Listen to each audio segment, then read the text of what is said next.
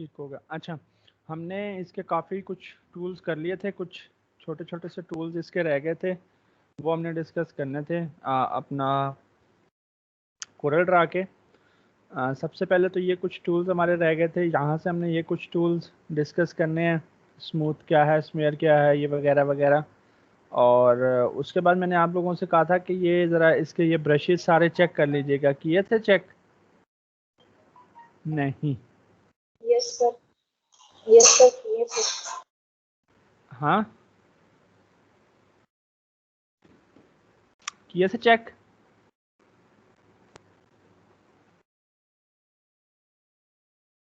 कि नहीं किए थे? यस सर, किए थे। यस सर, किए थे।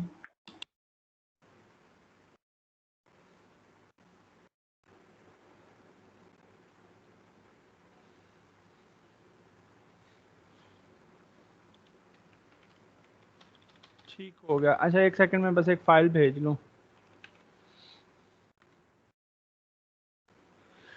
शुक्र अल्हम्दुलिल्लाह।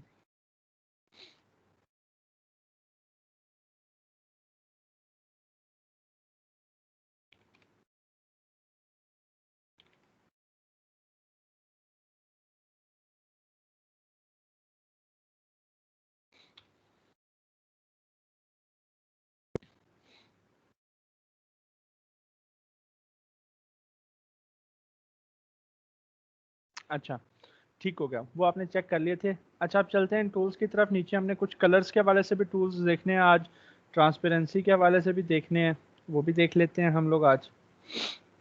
सबसे पहले तो ये है कि इन टूल्स की तरफ आ जाएं। ये जो आपको शेप टूल मिल रहा है, ये शेप टूल आप ऐसे समझें कि आपका डायरेक्ट सिलेक्शन टूल है।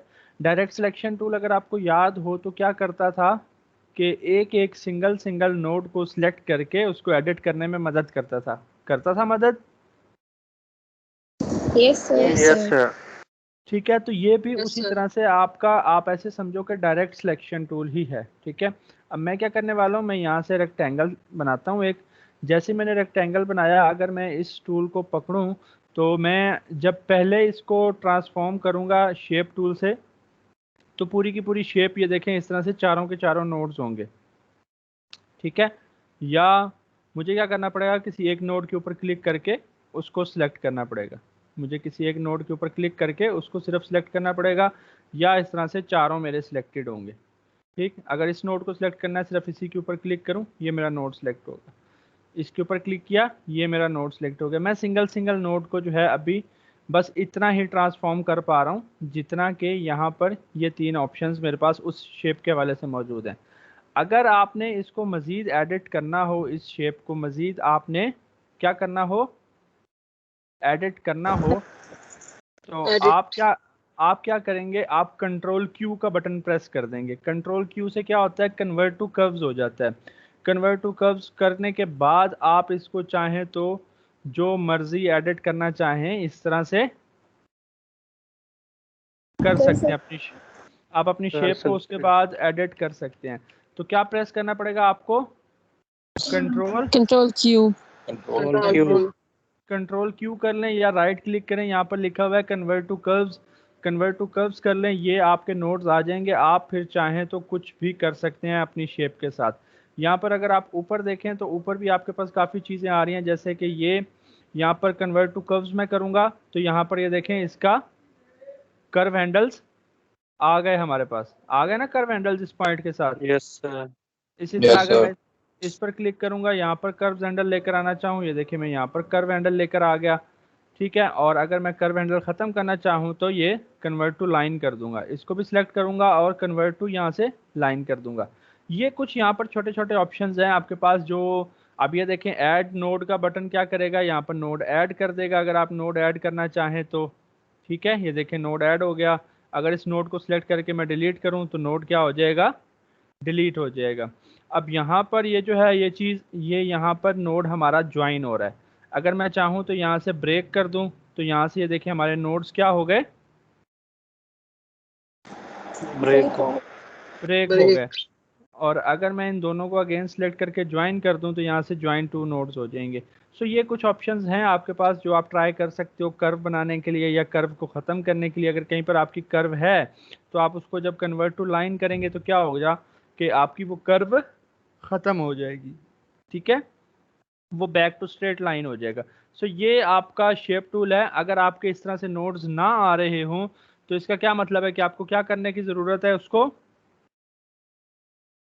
सिलेक्ट कंट्रोल नहीं, क्यू कर्व में। कंट्रोल क्यू करने की ज़रूरत है।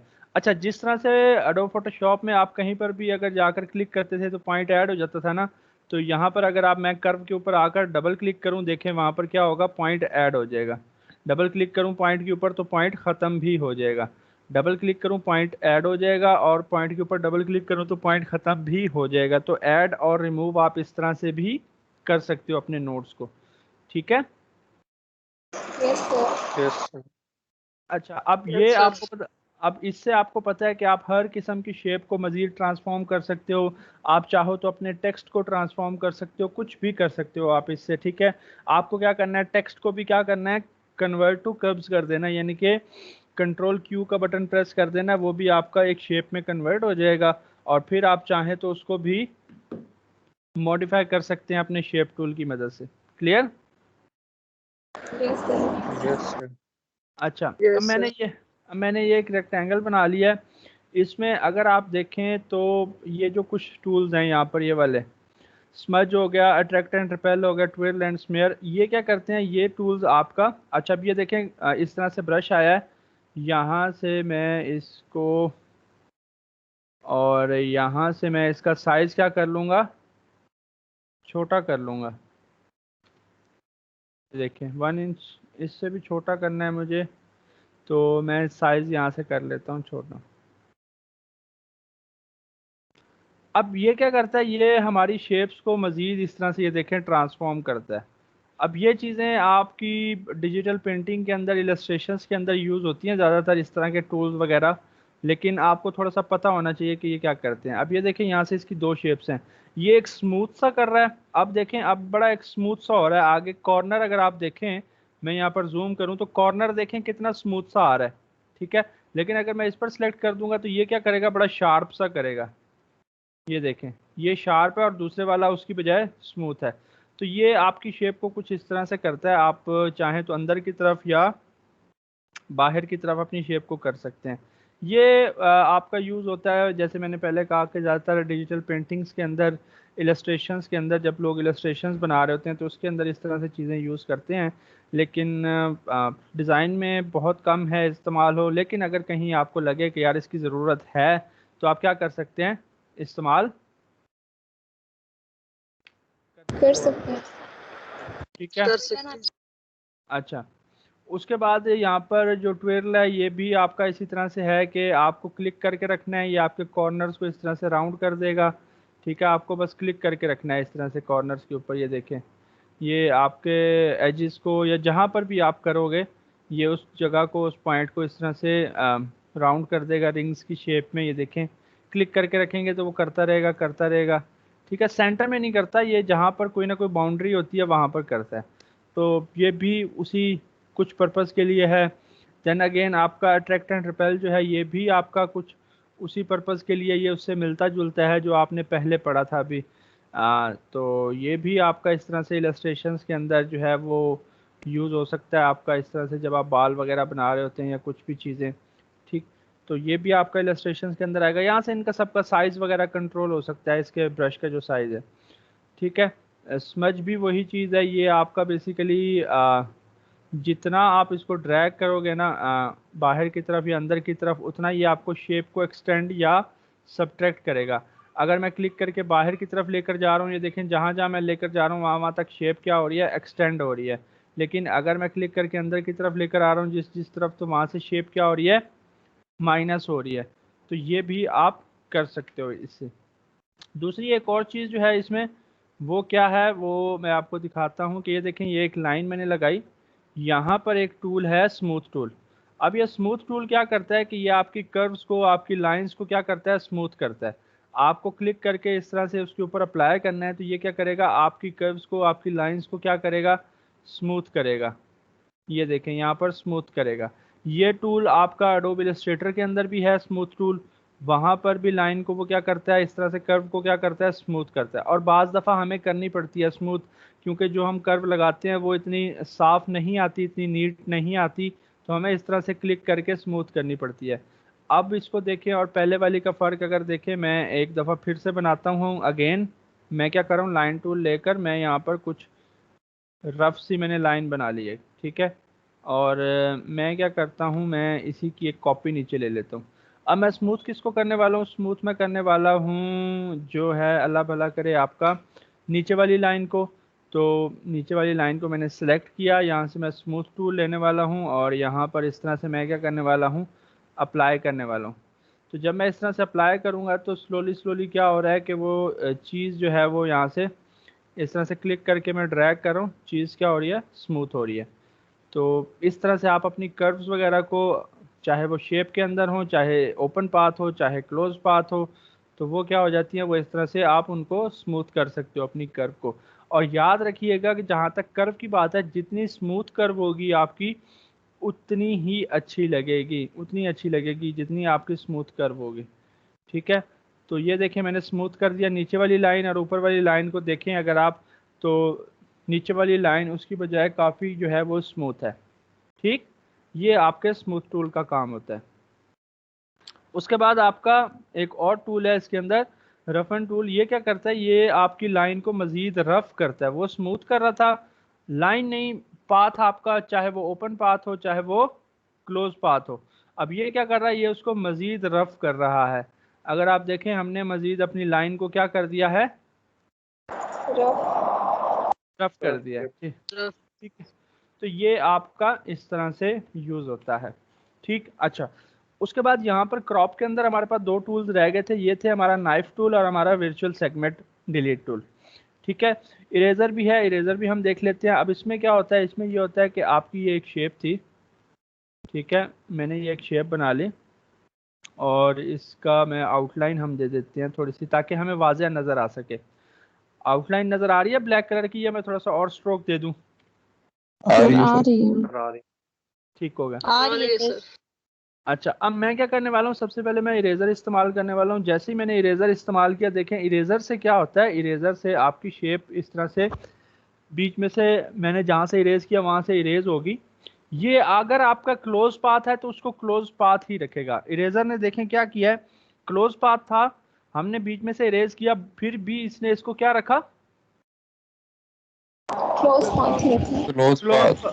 क्लोज पाथ रखा। और देखें बीच में से चलें इरेज होगी, लेकिन ये अभी भी दोनों साथ में आ रहे हैं। तो आप इसको क्या करें, ब्रेक अपार्ट करें। क्या करें, ब्रेक अपार्ट, यानी कि कंट्रोल के का बटन प्रेस कर लें, या ये ऊपर आ रहा है ब्रेक अपार्ट, ये करें। ये क्या हो जाएंगे, दोनों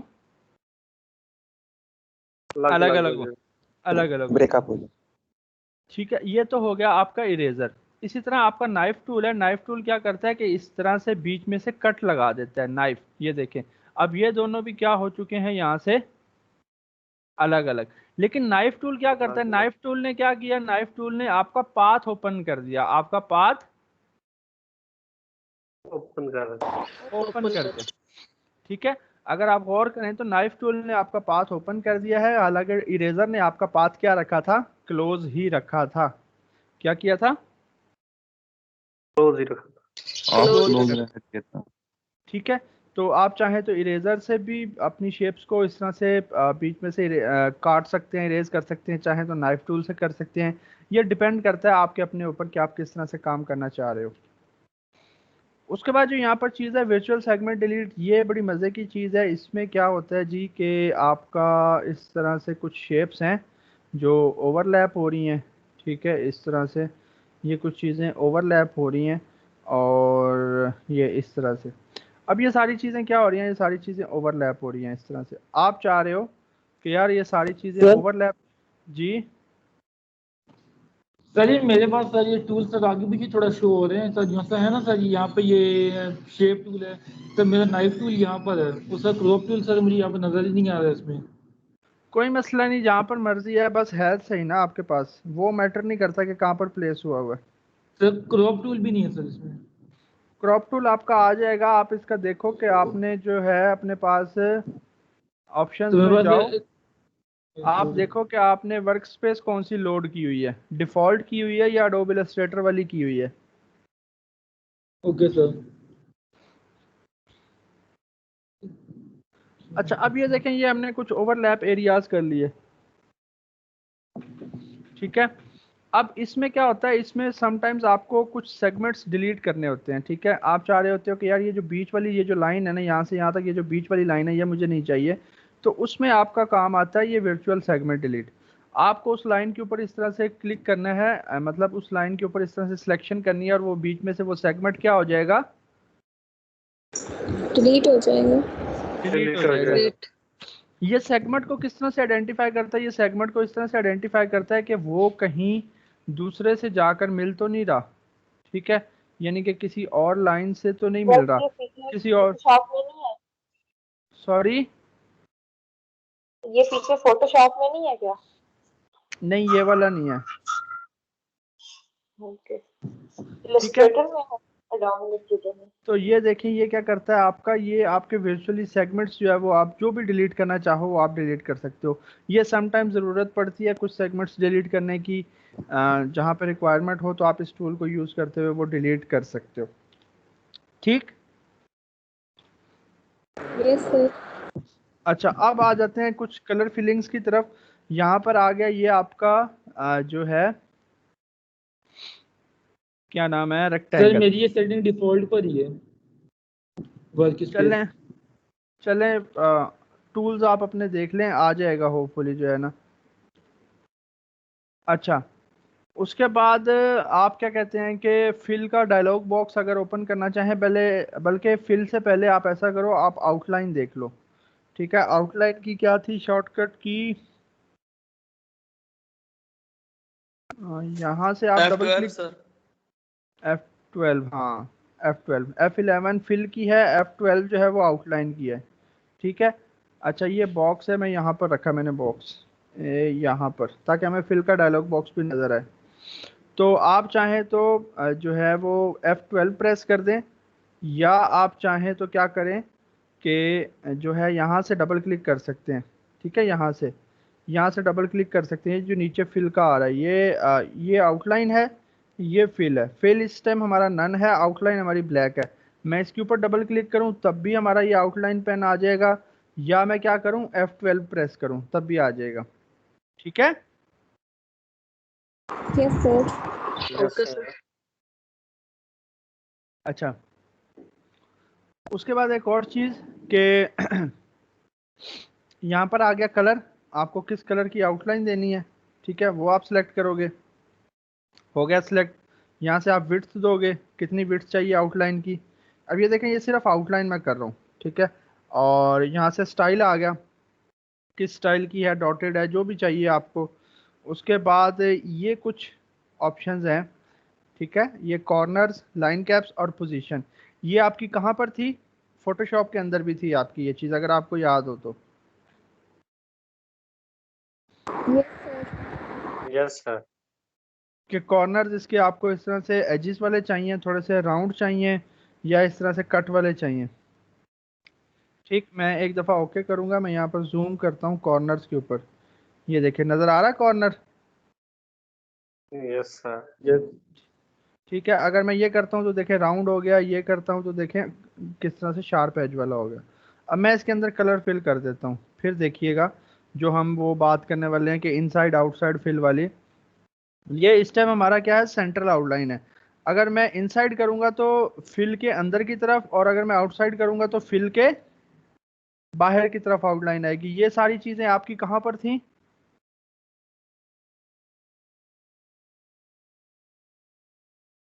ये सारी चीजें फोटोशॉप कहाँ, फोटोशॉप में भी थी। अच्छा, अब एक और चीज कि ये देखें, मैंने कर दिया 4 का जो है वो कर दी मैंने आउटलाइन 4 की। अब यहाँ तक 4 की आउटलाइन ठीक लग रही थी, लेकिन जब मैंने इस शेप को छोटा किया तो देखें कि ये आउटलाइन जो है वो उतनी ही है, 4 की ही है। चाहे मैं छोटा करूं शेप को तब भी देखें 4 की ही है आउटलाइन, और अगर मैं शेप को बड़ा कर रहा हूं तब भी क्या है, उतनी है उतने। 4 की है। हालांकि इसको क्या चाहिए, इसको चाहिए कि हम जब शेप को छोटा कर रहे हैं तो शेप के हिसाब से आउटलाइन की जो मोटाई है वो भी छोटी होनी चाहिए कि नहीं होनी चाहिए। Yes sir. और जब हम शेप को बड़ा कर रहे हैं तो तब उस नहीं हिसाब चाहिए। से आउटलाइन भी बड़ी होनी चाहिए कि नहीं। Yes sir yes. ठीक है, तो ऐसी सूरत को हम कहते हैं scale with the object, scale with object. ठीक है, स्केल विद ऑब्जेक्ट का मतलब क्या है कि आप यहाँ पर क्लिक करें और यहाँ पर क्या लिखा हुआ है, स्केल विद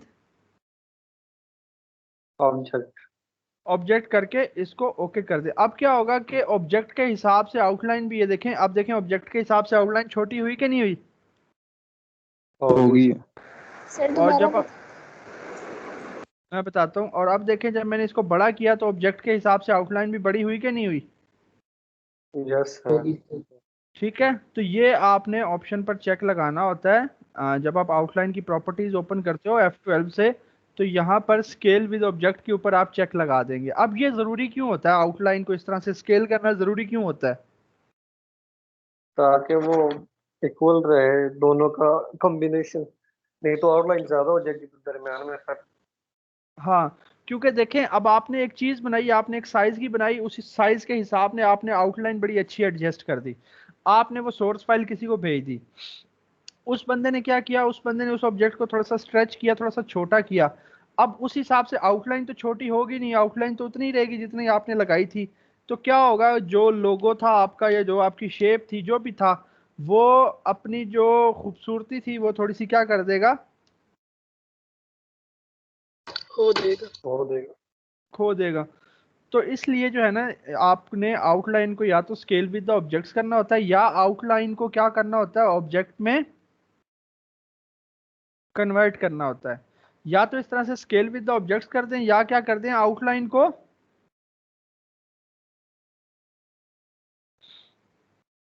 को ऑब्जेक्ट में क्या कर कन्वर्ट दें। To object. या आप कन्वर्ट टू ऑब्जेक्ट। ऑब्जेक्ट के मेन्यू में जाएं, यहां पर है convert outline to object. Object. तो आप ये कर दो, आपकी ये जो शेप, ये जो आउटलाइन है, ये क्या हो जाएगी, एक ऑब्जेक्ट बन जाएगी। ये देखो, ये क्या हो जाएगी, एक ऑब्जेक्ट में।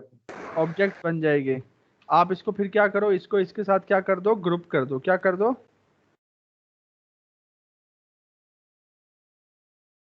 ठीक है। तो ये करना जरा सा जरूरी होता है, जब आपकी चीज बिल्कुल फाइनल हो जाए ना, तो फाइनल में फिर आप ये चीजें करते होते हो, बिल्कुल फाइनल फाइल में। ठीक है, क्लियर है। Yes sir. Yes sir. अच्छा, अब मैंने ये एक सर्कल बना लिया। अब मैं क्या करने वाला हूँ, मैं इसके अंदर कुछ फिल करने वाला हूँ। उसके लिए यहाँ पर एक टूल है आपका, इंटरेक्टिव फिल टूल। क्या है, इंटरेक्टिव। Interactive fill. आप इंटरेक्टिव फिल टूल खोल लें, या आप F11 से क्या करें, ये फिल वाला डायलॉग बॉक्स खोल लें। या तो इंटरेक्टिव फिल टूल ओपन कर लें, या यहाँ से क्या कर लें, F11। F11 से फिल का डायलॉग बॉक्स ओपन कर लें। ये देखें सारे टूल सेम है, ये देखें सेम है ना। Yes sir.